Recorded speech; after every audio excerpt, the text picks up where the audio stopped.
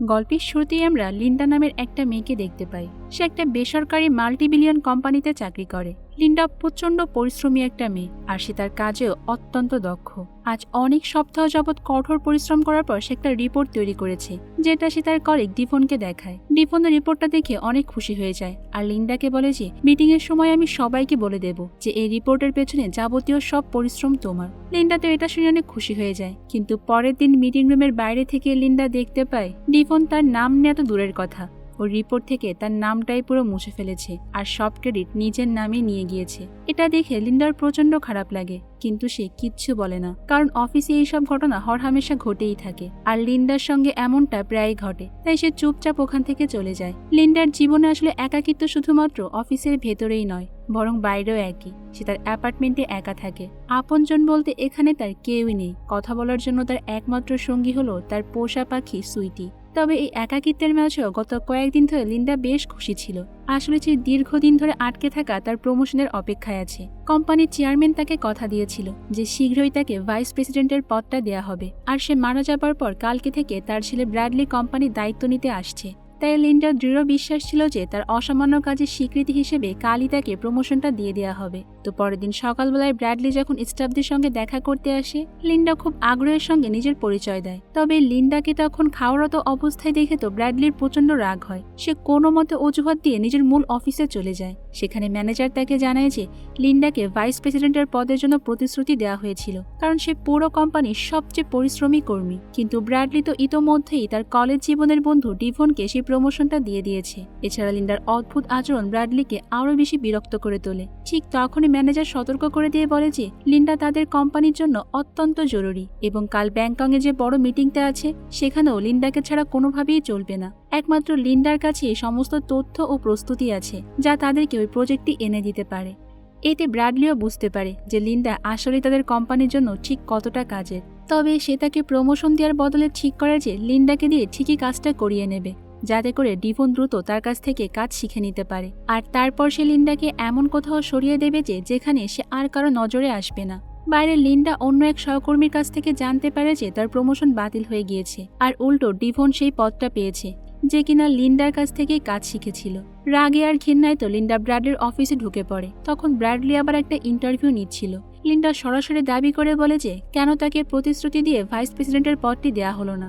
Bradley তখন একটা ফালতু বাহানা দেয় যে লিন্ডা কাজে ভালো হলেও লিডারশিপ পজিশনের জন্য সে এখনো তৈরি নয়, আর বড় ডিল করার মতো ব্যক্তিত্ব তার মধ্যে নেই। তবে যেহেতু সে ব্র্যাডলির সামনে সরাসরি এসে বলেছে, তাই সে লিন্ডাকে আরেকটা সুযোগ দেয়। সে জানায় যে যদি লিন্ডা ব্যাংকক ডিলের জন্য ডেটা সমস্যা সমাধান করে দিতে পারে, তবে সে পুনরায় তার প্রমোশনের বিষয়টি ভেবে দেখবে। ঠিক সেই সময় আবার ব্র্যাডলির হবু স্ত্রী চেরি অফিসে আসে। তখন চেরির এরকম প্রফেশনালিজম আর কনফিডেন্স দেখে তো লিন্ডার মনে আবার একটু হিংসা জাগে। আর এরপরে তিনি তো লিন্ডা, ব্র্যাডলি, ডিভন এবং আরও কয়েকজন মিলে কোম্পানির প্রাইভেট জেটে চড়ে ব্যাংককের উদ্দেশ্যে রওনা হয়। লিন্ডা এই ট্রিপটা নিয়ে বেশ এক্সাইটেড ছিল। সে সারা রাত জেগে কাজ করার পাশাপাশি বিমানে বসে ডেটা সমস্যাটির সমাধান করে ফেলে। এদিকে লিন্ডা যখন তার প্রজেক্টের বাকি কাজ শেষ করছিল, তখন ডিভান বিমানে সবাইকে লিন্ডার একটা পুরনো অডিশনের ভিডিও দেখাতে শুরু করে। ভিডিওটিতে লিন্ডা একটা সার্ভাইভাল শো এর জন্য বানিয়েছিল, যেখানে তার অসাধারণ জঙ্গল সার্ভাইভালের স্কিল দেখা যাচ্ছিল। ভিডিওটি দেখে ব্র্যাডলি ও বাকিরা তো প্রচন্ড হাসাহাসি করতে শুরু করে, আর লিন্ডাকে উপহাস করে বলে যে লিন্ডা তো জঙ্গলে থাকারই যোগ্য। এইসব শুনে লিন্ডার খুবই খারাপ লাগে। সে বুঝতে পারে যে সে যাই করুক না কেন ব্র্যাডলি তাকে কখনোই প্রমোশন দেবে না। রাগে লিন্ডা তার তৈরি করা সমস্ত রিপোর্টই ডিলিট করে দেয়। ঠিক তখনই হঠাৎ করে পুরো বিমানটা প্রচন্ডভাবে কাঁপতে শুরু করে। বিমানে শুধুমাত্র লিন্ডা আর ব্র্যাডলিরই সিট বেল্টটা বাঁধা ছিল, তাই বাকি সবাই তো তখন বিমানের এদিকে সেদিকে আছড়ে পড়তে থাকে। বাতাসের চাপে বিমানের একপাশে বিশাল একটা গর্ত তৈরি হয়, আর সেই ছিদ্র দিয়ে সবাই বাইরে পড়ে যেতে লাগে। এই ভয়ঙ্কর পরিস্থিতিতে ডিভন আর আরেকজন সহকর্মী তখন নিজেদের প্রাণ বাঁচানোর চেষ্টা করছিল। ডিভন তখন লিন্ডার গলা চেপে ধরে তার কাছ থেকে জোর করে সিট বেল্টটি নিতে চায়, আর লিন্ডাকেও জোর করে সেখান থেকে বের করে দেওয়ার চেষ্টা করে। নিজেকে বাঁচাতে গিয়ে লিন্ডা তখন একটা কাঁটা চামচ দিয়ে ডেমনের হাতে আঘাত করে, ফলে ডিভনও সরাসরি জানালার বাইরে ঝুলে পড়ে। লিন্ডা তাকে সাহায্য না করে উল্টো জানালা বন্ধ করে দেয়, আর এরপর পুরো বিমানটা মাঝ সমুদ্রে বিধ্বস্ত হয়। ক্রু সহ সমস্ত যাত্রীরাই তো পানিতে তলিয়ে যায়। সৌভাগ্যক্রমে লিন্ডা বেঁচে যায় আর সে নিজেকে মুক্ত করে একটা ভেলা আঁকড়ে ধরে। পরের দিন সকালবেলা চোখ খুলতেই সে নিজেকে একটা অজানা দ্বীপে আবিষ্কার করে। ওখানে বালিতে কিছুক্ষণ হাঁটার পর সে ব্র্যাডলিকেও অজ্ঞান অবস্থায় খুঁজে পায়, যার আবার এক পায়ে প্রচন্ড আঘাত লেগেছিল। লিন্ডা দ্রুত তাকে একটা নিরাপদ জায়গায় সরিয়ে নিয়ে আসে। পুরো বিমান দুর্ঘটনায় কেবল তারা দুজনেই বেঁচে ফেরে, আর এখন এই জনমানবহীন দ্বীপে তাদের টিকে থাকার লড়াই শুরু হয়। লিন্ডার যেহেতু আগে থেকে জঙ্গল এবং এই প্রতিকূল পরিবেশে বেঁচে থাকার কৌশল জানা ছিল, তাই সে একটা ধারালো পাথর দিয়ে ছুরি বানিয়ে ছোট একটা আশ্রয়স্থল তৈরি করে ফেলে। বৃষ্টির পানি সংগ্রহের জন্য সে নারকেলের মালা বালিতে পুঁতে রাখে, যেন সেই পানি তারা পান করতে পারে।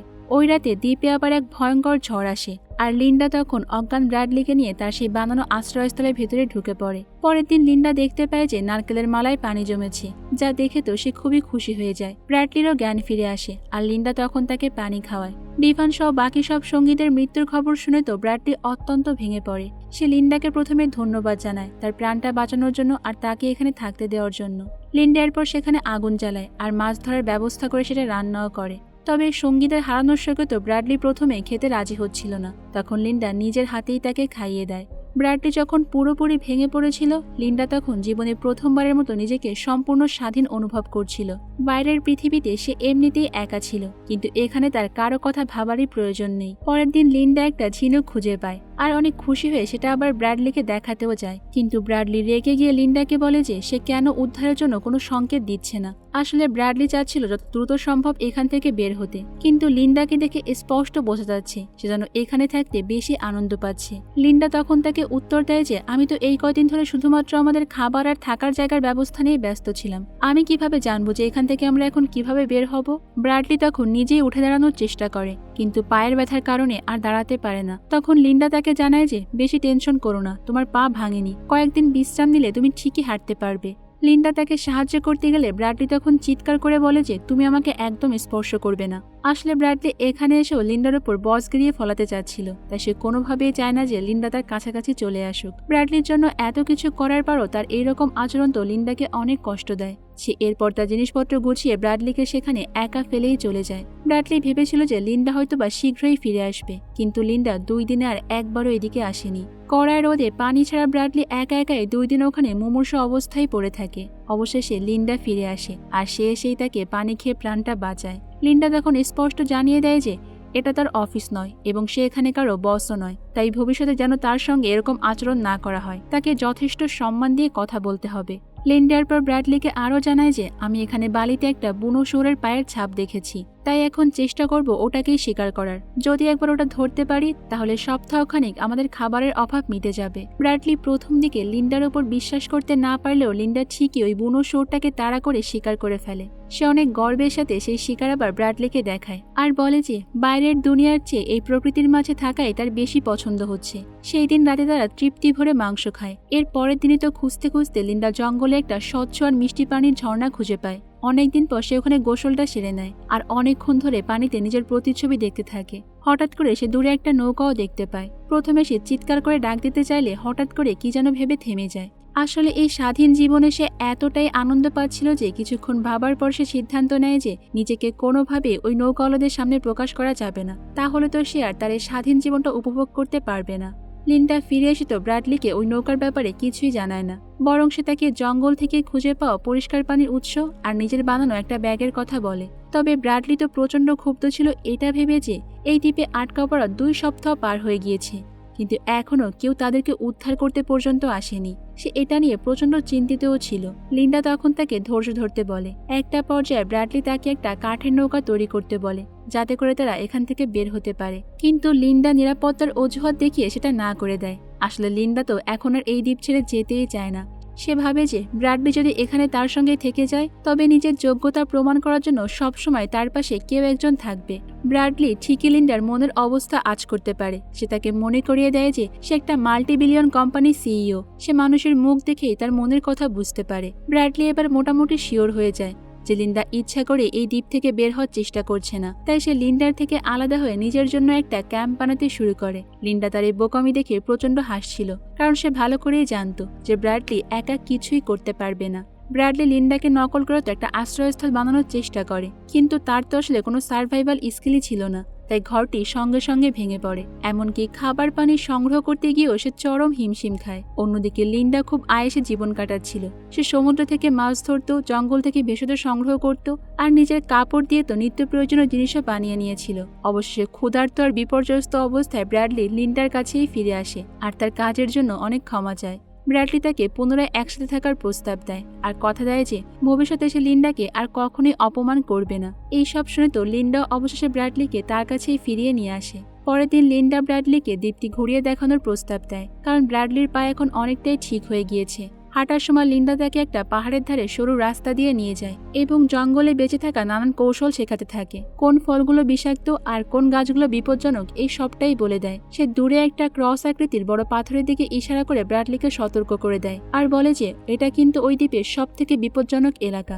সেখানে ভুল করে গেলেও কেউ আর ফিরে আসে না। তবে ফেরার পথে পাহাড়ের সেই সরু রাস্তা লিন্ডার পায়ের তলা থেকে পাথর সরে যায় আর সে নিচে পড়ে যেতে লাগে। কিন্তু ব্র্যাডলি তখন দ্রুত গিয়ে তার হাত ধরে তাকে টেনে তোলে। ক্যাম্পে ফিরে তো লিন্ডা কাঁচা কলা দিয়ে একটা মচমচে মিষ্টি খাবার তৈরি করে, যেটা আবার ব্র্যাডলির খুবই পছন্দ হয়। লিন্ডা আরও জানায় যে সে গত কয়েকদিন ধরে দ্বীপের ফল দিয়ে একটা অ্যালকোহলিক পানীয় তৈরি করেছে, আর সেই দিন রাতে তারা দুইজন সেই ড্রিঙ্কসটা পান করে।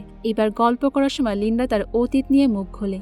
সে জানায় যে আগে একবার তার বিয়ে হয়েছিল, কিন্তু তার হাজব্যান্ড অনেক নিষ্ঠুর আর মাতাল ছিল। একদিন সে রাগের মাথায় তার স্বামীকে নেশাগ্রস্ত অবস্থাতেই গাড়ির চাবিটা দিয়ে দিয়েছিল, আর ওই রাতে সড়ক দুর্ঘটনায় তার স্বামী মারা যায়। লিন্ডা তখন বলে যে তুমি জানো, এই কথাটা আমি আগে কাউকে বলিনি, আসলে কোনোদিন বলার সাহসই করে উঠতে পারিনি। এই কথা শুনে তখন ব্র্যাডলিও বুঝতে পারে যে লিন্ডা কেন সবসময় এরকম মনমরা হয়ে থাকতো।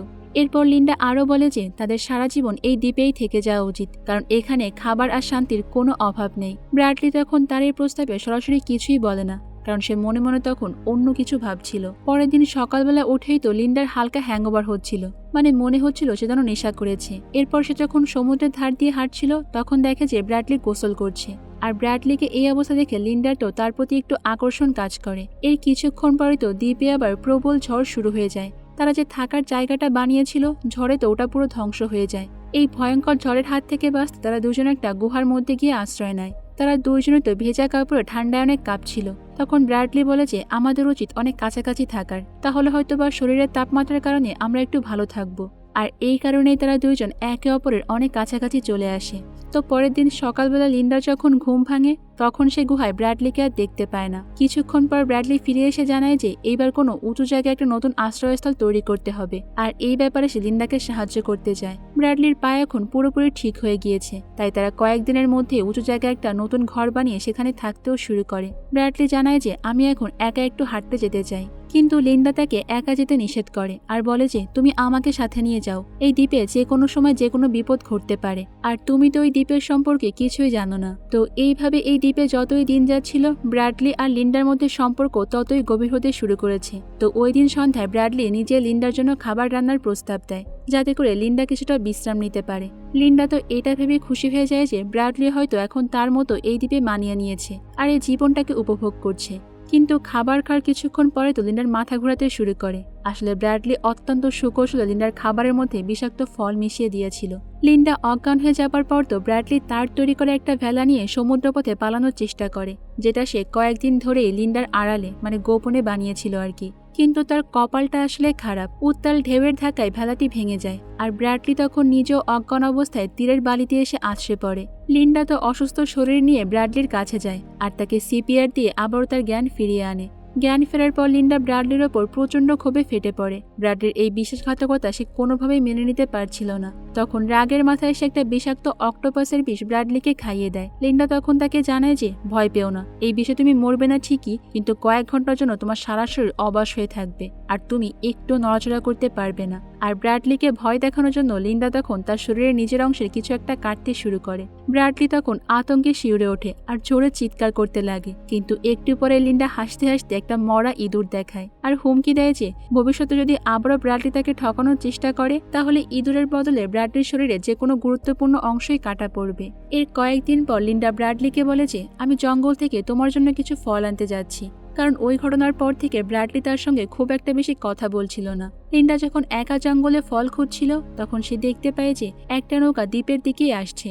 নৌকায় তখন ব্র্যাডলির হবু ওয়াইফ চেরি আর সঙ্গে আরেকজন জেলেকে দেখে তো লিন্ডা পুরো হতবাক হয়ে যায়। সে তো কোনোভাবেই বুঝতে পারছিল না যে এখানে তারা কিভাবে পৌঁছালো। তবে লিন্ডা তখন দ্রুত নিজেকে সামলে নিয়ে তাদের সামনে কান্নাকাটির নাটক শুরু করে। সে জানায় যে তারা উদ্ধারের জন্য অপেক্ষা করেছিল এবং বিমান দুর্ঘটনায় শুধু সে আর ব্র্যাডলিই বেঁচে আছে। চেরি ব্র্যাডলির বেঁচে থাকার খবর শুনে তো দারুণ খুশি হয়ে যায় আর দ্রুত তার কাছে নিয়ে যেতে বলে। লিন্ডা তখন কৌশলে জেনে নেয় যে এই দ্বীপে কেবল তারা দুইজনই এসেছে এবং কাউকে কিছু না জানিয়ে এসেছে কিনা। লিন্ডা যেহেতু এই দ্বীপটা ছাড়তে চায় না, তাই সে তাদেরকে মিথ্যা কথা বলে পাহাড়ের সে বিপজ্জনক সরু রাস্তা দিয়ে নিয়ে যেতে লাগে।